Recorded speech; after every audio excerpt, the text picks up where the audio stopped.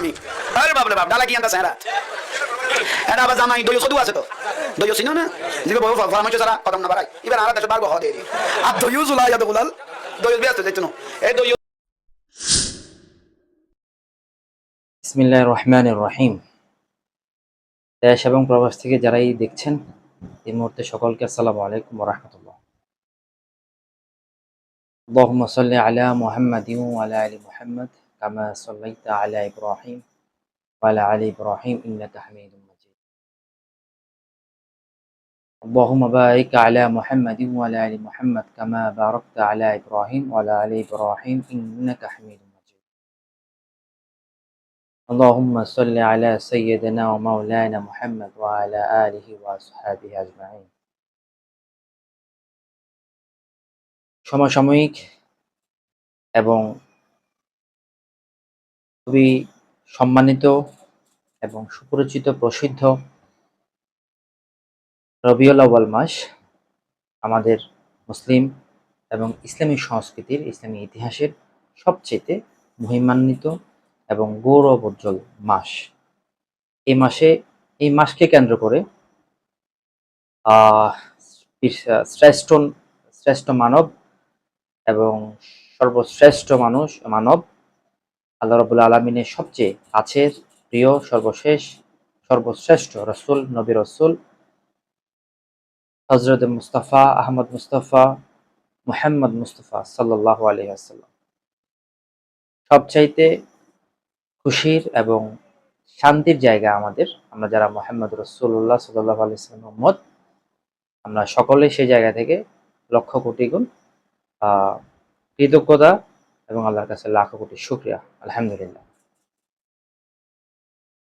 আসলে যে বিষয়গুলো নিয়ে কথা বলবো সেই বিষয়গুলো হয়তো রাজনৈতিক অথবা কোনো রকম ব্যক্তি স্বার্থ ভেদাভেদ বিভিন্ন দিকে চলে যাবে, অথবা বিভিন্ন মানুষ আমাদের জনগণ বাংলাদেশ, এশিয়া মহাদেশ, দক্ষিণ এশিয়া সহ পুরো যতগুলো এই মহাবিশ্বে যতগুলো মুসলমান দেশ আছে, মুসলিম কান্ট্রি আছে, প্রত্যেকটা জায়গায় এই বিষয়গুলো নিয়ে কি আছে মত পার্থক্য, ভেদাভেদ এবং আলোচনা সমালোচনা আছে। তো আমি সেই বিষয়গুলো নিয়ে যাব না, যেগুলো প্রতিষ্ঠিত আলোচনা সমালোচনা, যেগুলো প্রতিষ্ঠিত বাতিল, প্রতিষ্ঠিত শিরিক, প্রতিষ্ঠিত বা বেদাত, সেগুলো সবাই জানেন, সেগুলো নিয়ে আলোচনার কোনো বিষয় নেই। কিন্তু আজকে যে বিষয়গুলো নিয়ে কথা বলবো আমি আমার প্রেক্ষাপট সেটা শেষের দিকে আমি উপস্থাপন করব। প্রথমে কিছু বিষয় নিয়ে আলোচনা করা দরকার। সে আলোচনাগুলো হচ্ছে যে আমি আসলে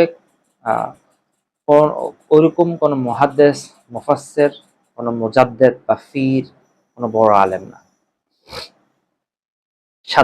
সাধারণ একজন মাদ্রাসার তালাবুল ইলম, একজন ছাত্র একজন ছাত্র হিসেবে যতটুকু আমার আলোচনা, পর্যালোচনা, আমার দৃষ্টিকোণ, আমার বিবেচনা, আমার পড়াশোনা এবং গবেষণা, সেই বিষয়গুলো নিয়ে সেই বিষয়গুলোর প্রেক্ষাপটে কথা বলবো। হয়তো কথা বলার সময় আদবের ক্ষেত্রে কিছু ভুল হতে পারে, অথবা তথ্যের ক্ষেত্রে কোনো ভুল হবে না, অথবা উপস্থাপনের ক্ষেত্রে কোনো হয়তো অপছন্দ হতে পারে, মাকরুহ যেটাকে আমরা বলি, অপছন্দ হইতে পারে। কিন্তু কোনো রকম তথ্যের অথবা প্রেক্ষাপটের বাস্তবতার কোনো রকম অমিল বিন্দুমাত্র হবে না, ইনশাআল্লাহ। প্রথমে ক্ষমা চেয়ে নিচ্ছি। অর্থাৎ রবিউল আউয়াল মাস, পবিত্র ঈদে মিলাদুন নবী,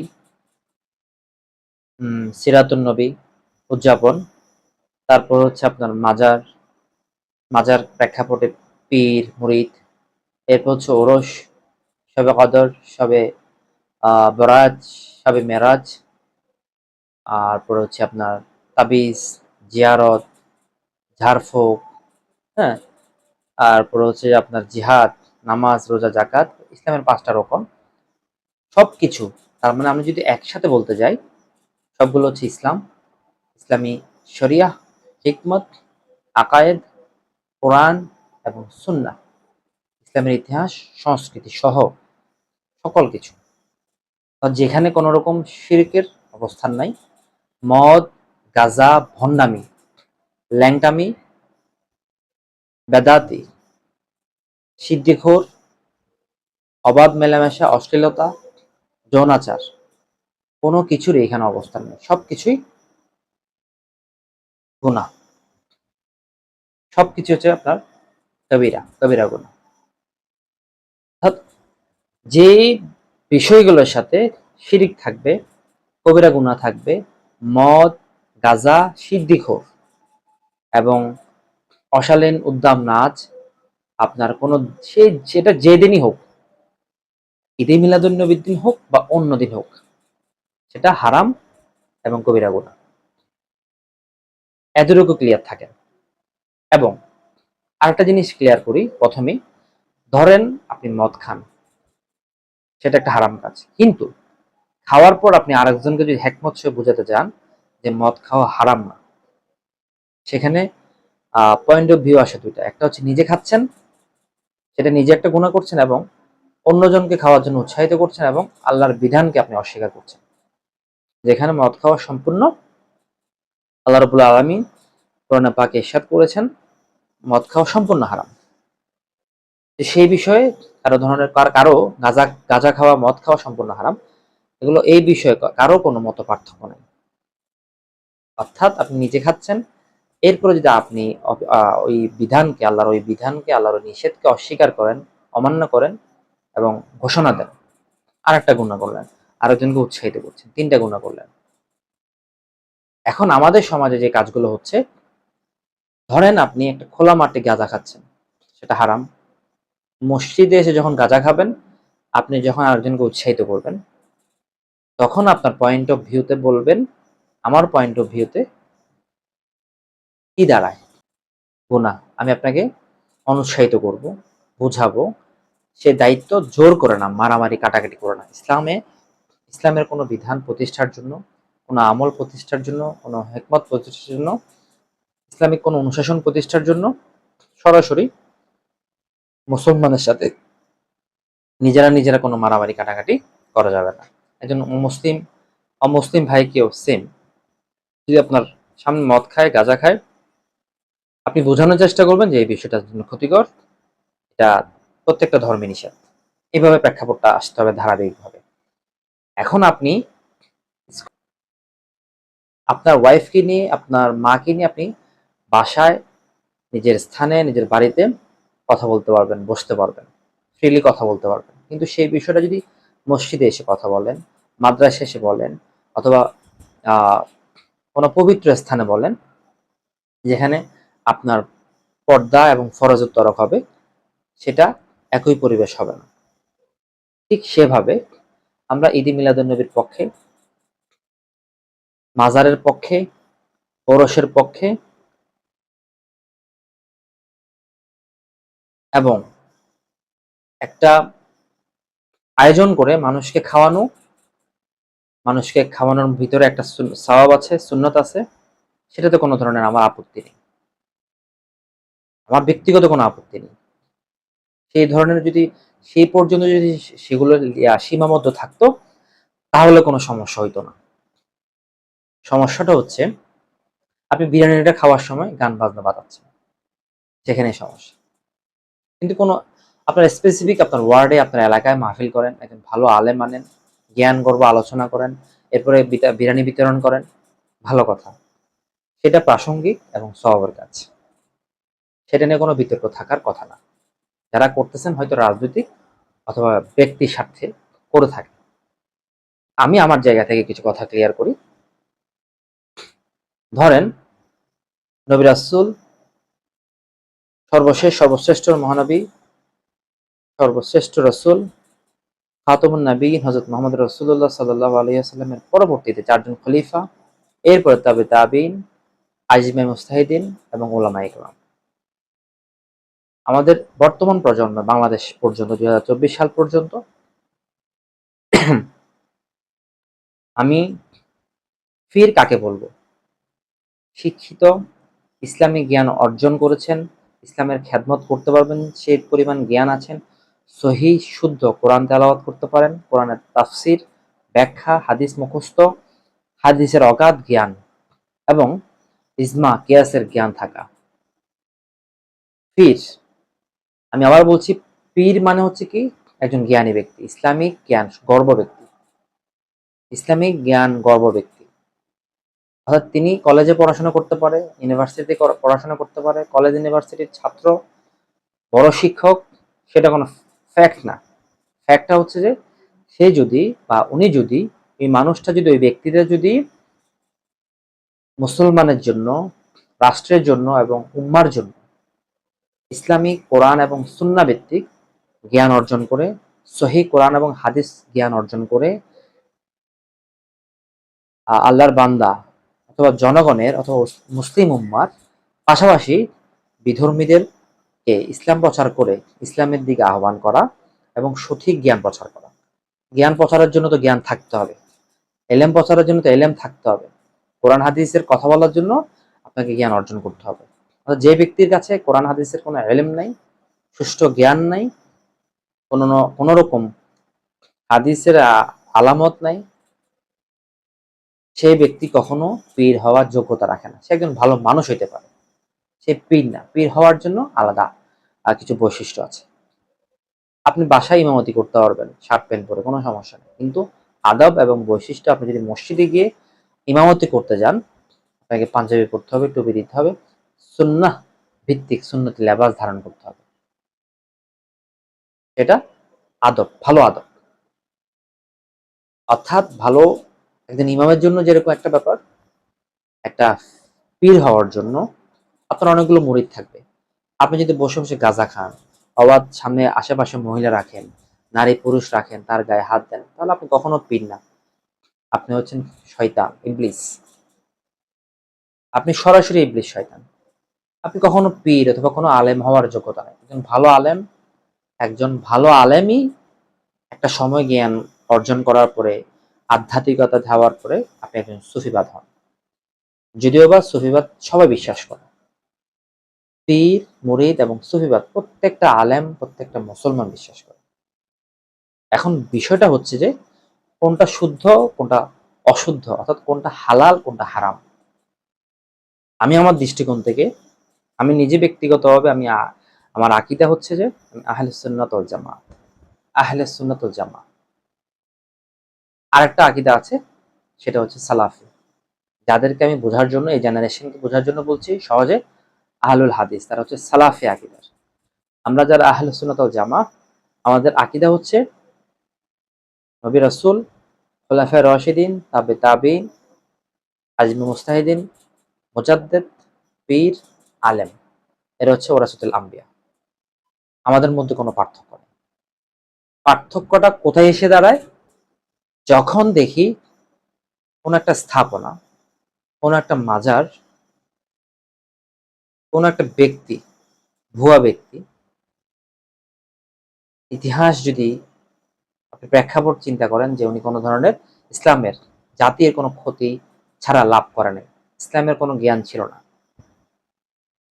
কোরআন ভিত্তিক, হাদিস ভিত্তিক কোনো রকম কোনো শরিয়া জ্ঞান ছিল না, সেই ব্যক্তিকে কেন্দ্র করে যখন স্থাপনা উঠে, একটা ভণ্ডামির কারখানা উঠে, সেখান থেকে যখন প্রচার প্রচারণা হয়, নারী পুরুষের অবাধ মেলামেশা হয়, তখনই সুফিবাদ এবং আলেমদের মধ্যে ভেদাভেদ তৈরি হয়। খেয়াল করবেন, আমি ওরসকে পছন্দ করি, আপনি অনেকজন মানুষ মিলে একটা জায়গায় যান, ঈদে মিলাদুন নবীর দিন বা ওই রবিউল আউয়াল মাসের পুরো মাস আপনি ইবাদত বন্দেগী করেন, রোজা রাখেন, কিন্তু ট্রাকের মধ্যে আপনার বড় বড় সাউন্ড বক্স দিয়ে নাচ গান করা, এগুলোর বিপক্ষে আপনারা আন্দোলন কখনই করেননি, মৌখিকভাবে করেছেন। কিন্তু গত 54 বছরে আপনি মাজার থেকে মদদি, গাজাটি, সিদ্দিখোর, অবাধ নারী পুরুষের মেলামেশা বন্ধ করতে পারেন না। যার কারণে আলেমরা, খাঁটি খাঁটি ফিরেরা মাজারের ওই ধরনের কর্মকাণ্ড এবং ওই ধরনের পরিবেশের বিরুদ্ধে এসে কথা বলেছে। কিন্তু আপনারা যারা এই বিষয়টা পর্যালোচনা দায়িত্বে থাকেন, পরিচালনা কমিটিতে থাকেন, আপনাদের কাজ হচ্ছে আপনারা ওই আপনাদের আশেপাশের, আপনাদের শিক্ষকদের, আপনাদের ওস্তাদদের এবং আপনারা যাদেরকে পীর বলছেন, তাদের জায়গায় গিয়ে, তাদের মাজারে গিয়ে ওই ধরনের মদদি, গাঁজাটি বা ওই অভ্যাসটাকে, ওই সংস্কার, ওই পরিবেশটাকে আপনারা সংস্কার করবেন। অবাধ মেলামেশা থেকে আপনারা ওই বিষয়টা অপসারণ করবেন। এটা আপনাদের গত 54 বছরের স্বাধীন বাংলাদেশে আমরা দেখি নাই, যার কারণে আমাদের ভিতরে আপনাদের পার্থক্য তৈরি হয়েছে। এই যে আজকে মিলাদুন্নবী চট্টগ্রাম শহরে এবং চট্টগ্রাম জেলায় যে উৎসব বা আয়োজনটা হয়েছে, সেটার এই দিনটা এবং বর্তমান বাস্তবতার আয়োজন, এটার ভিতরে একটা পার্থক্য।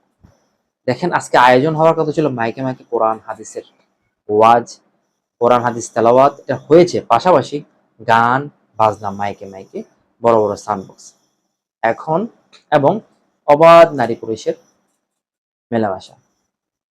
এখানে আমি যদি আরেকটু স্পষ্ট করতে যাই, বাংলাদেশের প্রেক্ষাপটে যারা সুফিবাদ এবং পীর মুরিদি বিশ্বাস করে, তাদের ভিতরে হচ্ছে সর্বগ্রহণযোগ্য সারসিনা দরবার শরীফ, বাইতুল শরফ, চরমোনাই, সবারই আকিদা আহলে সুন্নাত ওয়াল জামাত এবং চট্টগ্রামে পরিচিত বা স্পেশাল সুন্নি, অনেকে যাদেরকে স্পেশাল সুন্নি বা মডারেটর সুন্নি বলে থাকে, তারা মাইজভান্ডার অথবা কাদিরিয়া তরিকত, নকশবন্দি তরিকত, এরা আলাদা শিক্ষা প্রতিষ্ঠান এবং সুফিবাদ তরিকত ভিত্তিক। আরেকটা হচ্ছে শুধুমাত্র খানকা বা মাজার ভিত্তিক, যেমন শাহজালাল, শাহপুরান, তারপরে খানজান আলী, এরপর হচ্ছে যে আপনার এরকম শাহ মোহসেন আউলিয়া, এগুলো হচ্ছে যে মাজার ভিত্তিক, মানে পীর ভিত্তিক, এদের আলাদা কোনো শিক্ষা প্রতিষ্ঠান নেই। অর্থাৎ এই হচ্ছে মূল প্রেক্ষাপট। এখান থেকে জনগণ এবং ইসলামিক কোরআন এবং সুন্নাহ ভিত্তিক, শরিয়া ভিত্তিক কোন বিষয়গুলোকে আপনি হারাম বলছেন, যে বিষয়গুলো বাইরে হারাম, সেই বিষয়গুলো কোনো আদবের জায়গায় কোনো প্রতিষ্ঠানও হারাম। অর্থাৎ এই অবাধ মেলামেশা, গাঞ্জাটি, মদদি, সিদ্দিখোর, অবাধ মেলামেশা, অশ্লীলতা, নোংরামি, ল্যাংটামি, এগুলো সব জায়গায় হারাম। কিন্তু যখন পবিত্রতার স্থানে, পবিত্র জায়গায় এসে, পীরের কোনো মাজারে এসে বা পীরের কোনো খানকাতে এসে, রওজাতে এসে কাজগুলো করে, তখন আপনারা কিভাবে মেনে নেন? তখন আপনারা এই বিষয়গুলো কি, কথা বাড়াবো না, প্রথমে আপনাদের এই একজন সুন্নি আলেমের একটা বক্তব্য শুনেন। করতে চান কাল্পনিক মাজার বন্ধ করে, স্বপ্নের মাজার, কাল্পনিক মাজার, তামাশা পাইছেন? আপনি কোন বুজুর্গ হয়েছেন যে আপনার স্বপ্নের কারণে মাজার হবে? কেউ তো স্বপ্নে মসজিদ করতে দেখে না। কেন? মসজিদ জি মসজিদ তো পড়াবো খরচের পথ, মসজিদ আগাগোড়া কি খরচের পথ, ইমামের বেতন, মুয়াজ্জিনের বেতন, খাদেমের বেতন, ইলেকট্রিক বিল, এসি লাগো, গরম বেশি পড়ে, তারপর শীতকালে ঘরতে আরামের কার্পেট দেও, আগাগোড়া ব্যাকিন কি মাতো না আর আবুল তাবুল করি মাদারুকে বানাচ্ছেনলি আর পিছনে হবে কি জানেন? মার্কেটে যখন নকল বের হয়, আসল জিনিসের সরবরাহ কমে যায়। ছবি দেখেন, ভালো করে দেখেন, সে কাকে পীর মেনে নিচে বসছে এবং কে কিভাবে সিজদা করছে, সেভাবে খুব মানে সুন্দরভাবে দেখে আছেন, সাবলীল ভাবে। জায়গাটা এখানে আমি প্রশ্নবিদ্ধ করছি না, আমি জাস্ট প্রকাশ করছি কোনগুলোকে আমরা ভণ্ডামি বলছি, কোন মানুষগুলোকে আমরা ভণ্ড পীর বলছি। আমরা কিন্তু আমি স্পষ্ট করে বলি যে আমি মাইজবান্ডার দরবার শরীফ আমি গিয়েছি, কারণ হচ্ছে আমি যে কোনো জিনিস বলার সময়, তথ্যভিত্তিক আলোচনার সময় আমি চেষ্টা করি সবকিছু সুন্দরভাবে, বিশুদ্ধভাবে, আপনার নির্ভেজালভাবে উপস্থাপন করতে আপনাদের মাঝে। এই জেনারেশন, এই ভিডিওগুলো আমার ফেসবুক এবং ইউটিউবে থেকে যাবে, যাতে করে আমার কোনো তথ্যে কোনো মানুষের, কোনো মুসলিম উম্মার কোনো ক্ষতি না হয়, কোনো ধরনের বিতর্কের সৃষ্টি না হয়।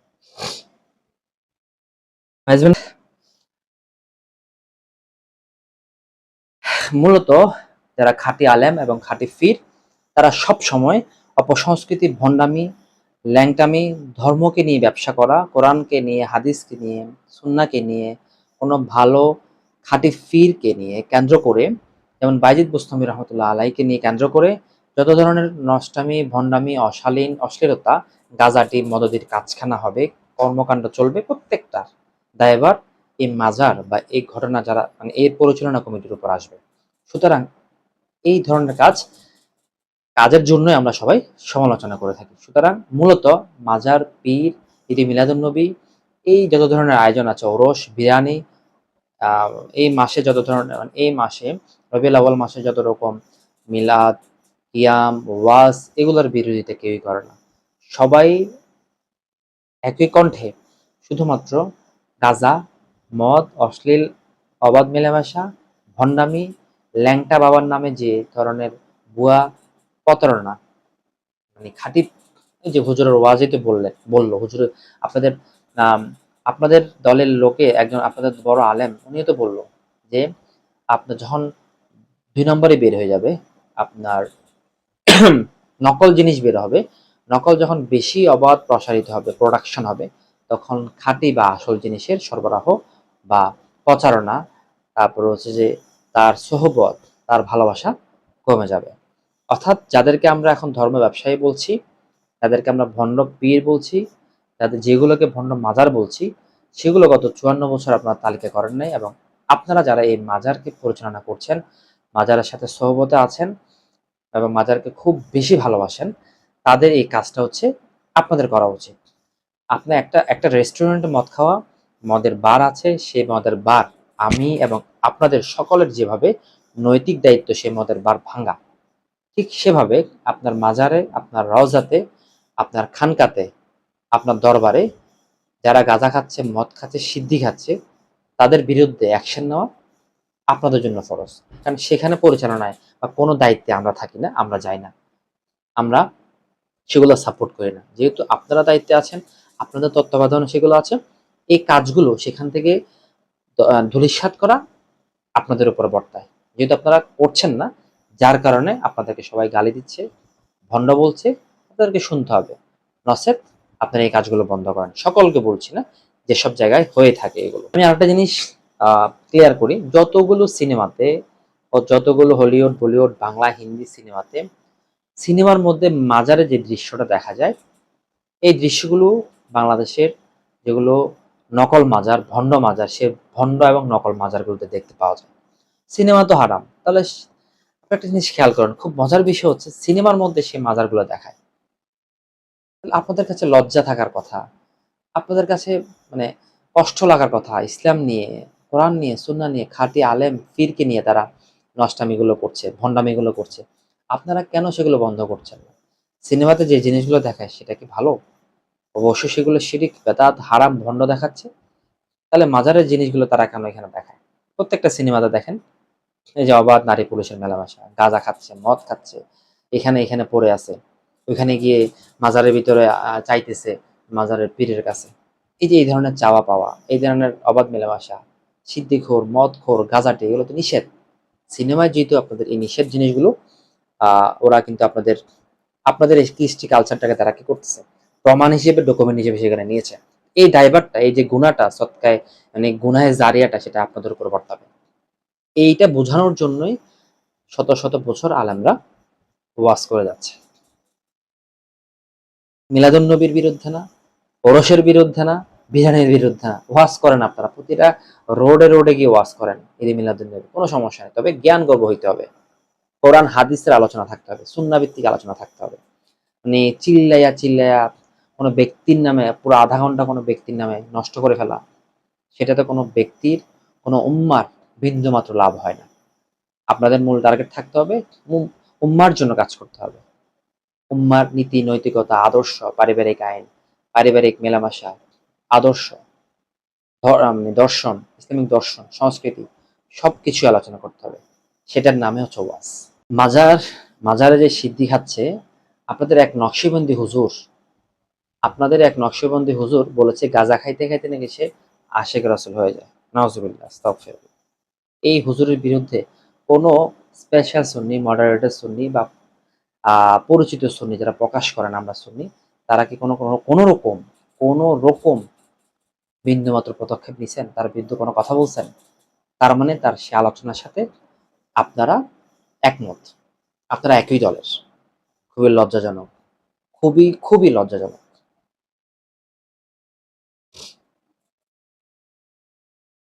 আমি একটা কথা বলি, ধরেন 54 বছরে যারা খাঁটি সুন্নি দাবি করছেন, মানে এই যে ওরস করছেন, পাকিস্তান থেকে আপনারা পাকিস্তানকে রাজাকার বলছেন। পাকিস্তানকে যদি রাজাকার বলে থাকেন, পাকিস্তান থেকে এই লোকটা যাকে আনছেন তিনিও রাজাকার। তাহলে উনার আগে যদি আমি রাজাকার, পীর, তাহেশা বলি, আপনার কষ্ট লাগবে?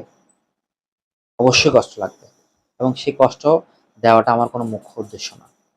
সুতরাং যারা রাজাকার বলছেন, পাকিস্তান রাজাকার, পাকিস্তানের দালাল, এই মুহূর্তে কোনো রাজনৈতিক সংগঠন, কোন রকম ইসলামিক বা রাজনৈতিক সংগঠন পাকিস্তানের কোনো লোককে এসে এই দেশে কোনো কিছু করতেছে না। কোনো দল করে না। আমেরিকার কেউ এসে কাউকে মানতেছে, কাউকে এভাবে করে কোনো কিছু করতেছে?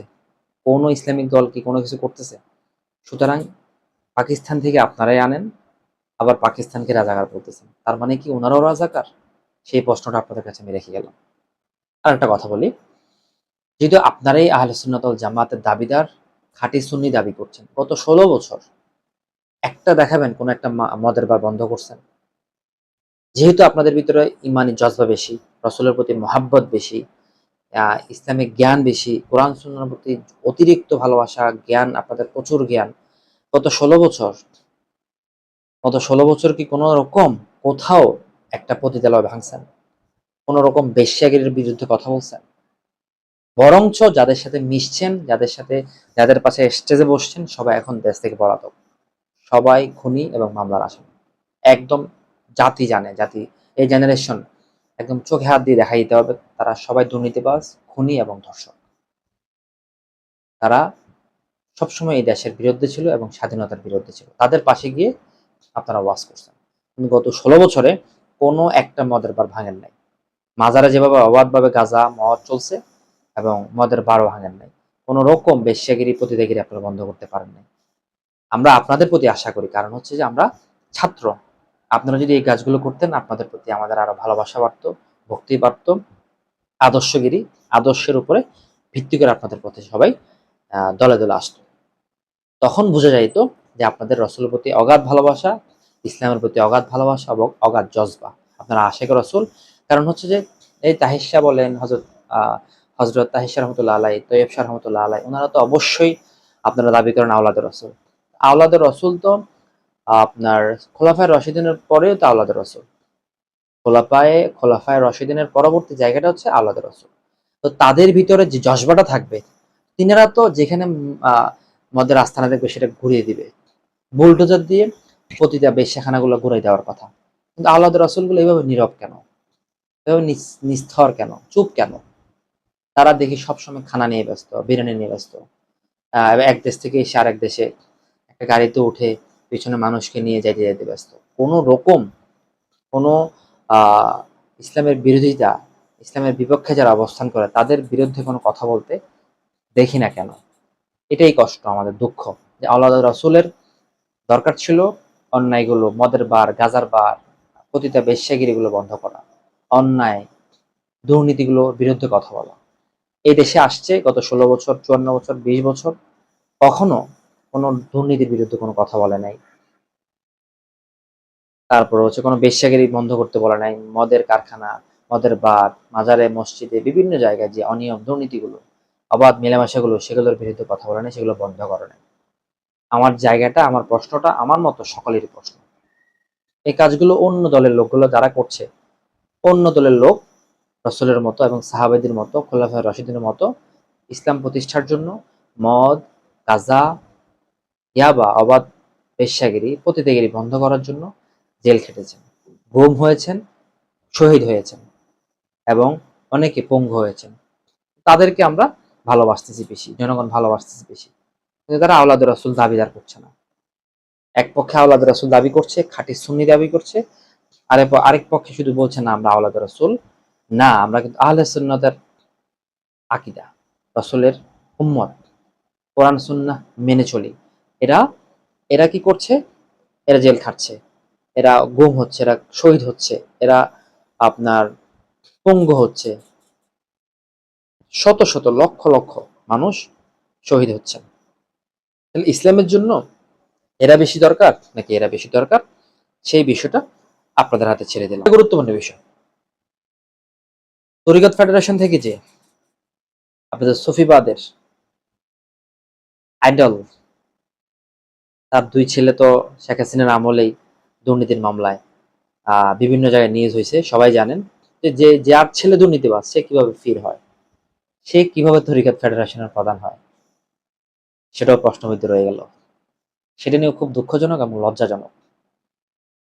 আহা, আফসোস, আফসোস। সে কিন্তু এমপি হয়েছিল। সে এমপি হওয়ার পর আপনাদের জন্য কি করেছে? মদ, গাঁজা, বেশ্যাগিরি, পতিতাগিরি কোনো রকম কোনো কিছু কিছু বন্ধ করেছে? বন্ধ করে নাই। কি করছে? কওমি, জামাত, সারসিনা, বাইতুল শরফ, যত রকম আলেম আছে তাদের বিরুদ্ধে, মদের বিরুদ্ধে, অশ্লীলতার বিরুদ্ধে, গাঁজাটির বিরুদ্ধে, যত রকম অন্যায়ের বিরুদ্ধে কথা বলেছে, তাদেরকে দমন, নিপীড়ন, খুন, গুম সে নজিবুল হক মাইজ ভান্ডারী সেগুলোতে ব্যস্ত ছিল। যাই হোক, সে যদিও বা গাউসিয়া আপনার মাইজ ভান্ডারের তরিকাত, আমি সেই বিষয়ে যাব না, কারণ আমি খুব শ্রদ্ধা করি মাইজ ভান্ডারের যিনি প্রতিষ্ঠাতা গোলামুর রহমান এবং আবদুল্লাহ মাইজ ভান্ডারী, এই দুজনকে আমি খুব শ্রদ্ধা করি, ভক্তি করি। কারণ হচ্ছে ওনারা সত্যিকার অর্থে খাঁটি আলেম এবং খাঁটি ফির, এই বিষয়ে কোনো আমার সন্দেহ নেই। কিন্তু পরবর্তী ওয়ারিসটা এসে এই ধরনের নষ্টামি ভণ্ডামিগুলো করছে, অসভ্যতামিগুলো করছে, সেই কাজগুলো নিয়ে সবাই প্রশ্ন করছে। পাশাপাশি আমিও আজকে আলোচনার মাধ্যমে সেই প্রশ্নগুলো আপনাদের কাছে রেখে গেলাম এবং আমার জায়গাটা আমি ক্লিয়ার করে গেলাম। যাই হোক, নষ্ট, ভষ্টা, কাঁচরা, আবর্জনা এগুলো বিষয়গুলো বাদ দিয়ে মূল বিষয়টা আসি। নষ্ট ভষ্টা কাকে বলছি? নজিবুল হক মাইজ ভান্ডারী, যারা দুর্নীতিবাজ, খুনি, সবাই তো নষ্ট ভষ্টা। যারা আসামি তারাই তো অবশ্যই সমাজের আবর্জনা, তাদেরকে বলছি।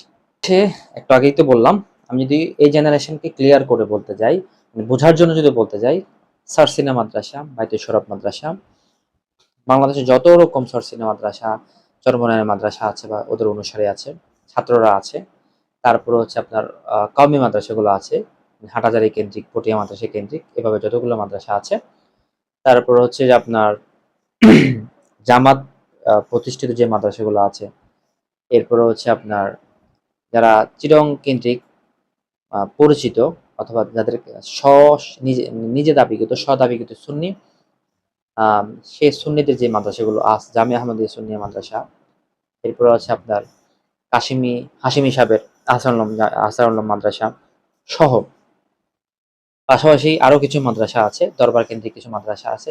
এছাড়া মাজার কেন্দ্রিক কিছু আদর্শ এবং কিছু অনুশাসন আছে এবং কিছু ভক্তকুল আছে, যেমন মোহসেন আউলিয়া, আপনার শাহজালাল, শাহপুরান, খানজাহান আলী।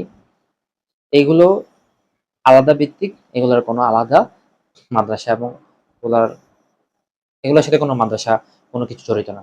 এগুলো আমাদের সকলের কাছে গ্রহণযোগ্য এবং আমি বিশ্বাস করি এই মানুষগুলো, এই পীরগুলো আল্লাহ রাব্বুল আলামিনের একনিষ্ঠ এবং প্রিয় বান্দা ছিলেন। এগুলো নিয়ে আমাদের কোনো মত পার্থক্য বা কোনো বিষয় নেই। কিন্তু কোন কাদের ওয়ারিসগুলো এসে, কোন পীরের ওয়ারিসগুলো এসে বা ভক্তগুলো এসে এই ধরনের মদদি, সিদ্দিখোর, গাঁজা খাচ্ছে, অবাধভাবে নারী পুরুষ শুয়ে থাকতেছে, মেলামেশা করছে, কাদের ওয়ারিসগুলো, সেই বিষয়গুলোই আজকে আমাদের ক্লিয়ার করার কথা। কোন মাজারগুলোতে গিয়ে দেখেন, মানে কাদের, কোন সরসিনা বাইতুল শরফ যতগুলো মাদ্রাসার নাম বললাম বা আদর্শের নাম বললাম, পীরের নাম বললাম, এইসব জায়গায় গিয়ে কাদের মাজারে গিয়ে দেখেন ল্যাংটামিগুলো হচ্ছে। ল্যাংটা বাবার মাজার, অমুক জিনতাপির, তিনতাপির, এগুলো তো অবশ্যই বহিষ্কৃত। কোনো ধরনের ল্যাংটা নামে কোনো ভালো, আসলে স্বাভাবিক, আপনার ছেলের নাম কি আপনি ল্যাংটা রাখবেন? আপনার ছেলের নামকে আপনি মানে পাগলা রাখবেন? পাগলা বাবা, ল্যাংটা বাবা, এগুলো আমি বুক ফুলিয়ে বলতে পারবো যে এগুলো সম্পূর্ণ নিষিদ্ধ এবং ভণ্ডামি। এর বাইরে এসে যারা প্রচলিত প্রচলিত পড়াশোনা করে বিভিন্ন তরিকত অনুসরণ করে মাজার প্রতিষ্ঠিত করেছেন, তাদের বিষয়ে কথা বলছি। সেখানে যাদের যাদের ওফাতের পর মাজার হয়েছে, সেই মাজারে তাদের ছাত্ররা, তাদের ওয়ারিসরা, তাদের ভক্তকুলরা কোন মাজারগুলোতে ভণ্ডামি করতেছে সেগুলো একটু পর্যবেক্ষণ করে। ব্যক্তিগুলো অবশ্যই গ্রহণযোগ্য, পছন্দনীয় এবং আল্লাহর খাস বান্দা। যারা ইসলামের খেদমত করেছেন, একজন শিক্ষক, একজন আলেম, অবশ্যই পীর হওয়ার দাবিদার এবং পীর হওয়ার যোগ্যতা রাখে। সেটা নিয়ে কোনো আলোচনা নেই, কোনো সমালোচনা করা যাবে না। কিন্তু প্রশ্নটা হচ্ছে, যিনি কোনো রকম পড়াশোনা করে নাই, জামা এবং আদবের কোনো পবিত্রতার কোনো মানে খেয়াল নাই, সিদ্ধি টানতেছে, গাঁজা খাচ্ছে, সে কখনোই পীর হওয়ার যোগ্যতা রাখে না। সেই হচ্ছে যে লালন ফকিরের অনুসারী, মানে হচ্ছে জাহান্নামে। লালন ফকিরের অনুসারী হইতে পারে, কিন্তু কখনো সে পীর হইতে পারবে না, সে ভণ্ড। কিন্তু একজন পীরের ভেষ কেমন হবে, একজন পীরের আহ সোহবত কেমন হবে, আদর্শ কেমন হবে, দেখতে কেমন হবে, ব্যবহার কেমন হবে, পবিত্রতা থাকতে হবে, জ্ঞান থাকতে হবে, কোরআন এবং সুন্নাহ শরিয়া ভিত্তিক লেবাস ধারণ করতে হবে। তাদেরকে তো আমরা আরাম বলি, এদের ভালো আলেমিতে একটা পর্যায়ে গিয়ে সুফি হয়, তাকে মৃত্যুর পর আমরা পীর বলছি, বা জীবিত অবস্থা তাকে পীর বলছি। অর্থাৎ কোন পীর গুলো ওফাতের পর কাদের মাজারে গিয়ে এই ধরনের ল্যাংটামি গুলো হচ্ছে, অশ্লীলতা গুলো হচ্ছে, সেই মাজারগুলোতে গিয়ে, সেই জায়গাতে গিয়ে আমাদের আলোচনা, কোনো বিষয়ের সাথে আমাদের মানে আমরা দলাদলি না। এরপর যেভাবে একটা মানুষকে আপনারা মাঝখানে রেখে অনুসরণ করছে, এই বিষয়টা নিয়ে আমি কখনোই একমত ছিলাম না। আমি এই বিষয়টার পক্ষে না, আমি এই বিষয়টার পক্ষে না, এবং খুবই সোচ্চারভাবে বলছি, মানে বলিষ্ঠ কণ্ঠে বলছি, এই জিনিসটা কোনোভাবে কোনো আলেম প্রমাণ করতে পারবে না এটা ভালো কাজ। এই কাজটা সম্পূর্ণ নিষিদ্ধ। তবে এই দিনটা না, শুধুমাত্র একজন মানুষকে কেন্দ্র করে দুইটা মানুষকে মাঝখানে নিয়ে গিয়ে এইভাবে আপনারা সফর করা, আপনারা র্যালি করা, এটা ইসলামের সম্পূর্ণ নাজায়েজ। কিন্তু বাকি কাজগুলো, ওরসগুলো, বিরিয়ানি রান্নাগুলো, ওয়াজগুলো সবগুলোই সঠিক, আর সবগুলো ভালো কাজ। ওয়াজের আয়োজন করতেছেন, সেখানেও তার কোনো ধরনের নারী পুরুষের অবাধ মেলামেশা হচ্ছে না, কোনো ধরনের গাঁজা খাচ্ছে না, মদ খাচ্ছে না কোনো ওয়াজের মঞ্চে, বা আপনাদের মঞ্চের সামনে যে উপবিষ্ট মানুষগুলো, সেখানেও তো সেই ধরনের কোনো পরিবেশ হচ্ছে না। সেইগুলো কেন আমি প্রশ্নবিদ্ধ করব? অনেকে প্রশ্ন করে যে, আমি একটা জিনিস ক্লিয়ার করি, একটা হচ্ছে ইসলাম, আর একটা হচ্ছে সামাজিকতা অথবা আপনার দুনিয়াবী জীবন। দুনিয়াবী জীবন অনেকে অনেক রকম কাটায়, সেটা কিন্তু সেটা ইসলাম না। আপনি নামাজ পড়লেন, আপনি যদি আরেকজনকে এক্সাম্পল দেন, ও তো নামাজ পড়তেছে না, সে ইসলাম অনুসরণ করতেছে না, ইসলামের রোকন অনুসরণ করতেছে না। কিন্তু ইসলাম, আপনি যখন একটা হুজুর হবেন, একটা আলেম হবেন, কোনো দরবার বা খানকার অথবা কোনো মাদ্রাসার কোনো মসজিদের ইমাম হবেন, তখন আপনাকে ইমামের বৈশিষ্ট্য অর্জন করতে হবে, আপনাকে ইমামের ভাষায় কথা বলতে হবে। আপনি একজন কলেজ টিচারের ভাষায়, একজন রিক্সা ড্রাইভার অথবা বাস ড্রাইভার অথবা কোনো আলাদা আহ, বাইরে গিয়ে কোনো পেশার সাথে মিলাতে পারবেন না। আপনি মসজিদের ইমাম, মসজিদের খানকার পীর, দরবারের পীর, মাজারের পীর, অথবা কোনো মাদ্রাসার প্রিন্সিপাল বা সুপার, আপনার ভাষা, আপনার বৈশিষ্ট্য, আপনার কথা বলার হেকমত সম্পূর্ণ ভিন্ন হইতে হবে। আপনি একজন জলদাসের সাথে, একজন হিন্দুর সাথে, একজন আলু ব্যবসায়ীর সাথে বা মুদি দোকানের সাথে আপনি মিলাতে পারবেন না। আপনার আলোচনা, আপনার লেবাস, আপনার বৈশিষ্ট্য, আপনার গুণ আপনাকে ধারণ করতে হবে। না হলে আপনি কিভাবে একজন ভালো মানুষ হবেন? আপনার চরিত্র আপনাকে অর্জন করতে হবে, সেটা আগে ক্লিয়ার। আপনাদের খুব পছন্দের চিটাগাংয়ের বাঁশখালীর জাহাঙ্গীর হুজুরের কথাগুলো শুনেন। জাহাঙ্গীর হুজুরের কথায় আজকে যিনি আপনাদের প্রধান মেহমান ছিলেন, তিনি কি কোথাও কোনোভাবে মিলে যাচ্ছেন কিনা একটু দেখেন তো। ঠিক আছে না? ও ভাই, খেকুক আনি যান মাজারের টবুরুক বাড়ার ভান, 1 ডজন ভাবি, 1 ডজন মামি। আরে বাবলে বাপ, ডালা কি আনতা স্যারাত, এটা আবার জামাই দইস সদু আছে তো, দইস চিনো না? জিবে বয় পরামর্শ ছাড়া কদম না বাড়াই, এবার আর দেশত বার গহ দেরি আর দইস উলাইয়া দগুলাল, দইস ব্যস্ত যাইতো না। এই দইসে বউর হাত ধরি মেহেদি অনুষ্ঠানত বন্ধু আলারে দেখাই দিবে তোর ভাবি ইয়ালেরে কুড়া বাগা দিতে, আর একদিন যেন ইকোনমিকে গেলে দূর করে লই যেতে পারে মতো হাত সিটিং ওডো উগা মানুষ জিনিস কেনে তুই এটা বাজারে তুলে দিলি। আচ্ছা এগুলোর মতো সিটিং আর দুনিয়াতে আছে না? তোর বউরা মানছি নসিং তো তুই কেউ দুদি বাজারে তুলে সিনে দিলি, আর একদিন কথা আর বউ কথা কথা বলনার বাপ লই গই তো তোর দেখাই তো কই ওখানে ঘোষণা করা আমি স্পেশাল সুন্নি, এটা ঘোষণার কিছু না। আপনি সুন্নি না খারেজি, এটা আপনার ঈমান, আপনার কথাবার্তা, আপনার কাজে, আপনার চলাফেরায় মানুষ বুঝে নেবে। আশা করছি সবাই বুঝছেন। আর যারা এই বিষয় নিয়ে আমার সাথে আহ শিক্ষিত এবং কোনো রকম বড় আলেম, যদি আমার ভিডিওটা দেখেন, আমার যদি কোনো ভুল ত্রুটি হয়ে থাকে, আমাকে শিখানোর জন্য আপনার কাছে আমাকে ডেকে নিয়ে যাবেন। আমি প্রস্তুত আছি একজন তলাবলা আলেম হিসেবে। অপেক্ষায় থাকবো। দোয়া করবেন, ভালো থাকবেন সবাই। সালামু আলাইকুম।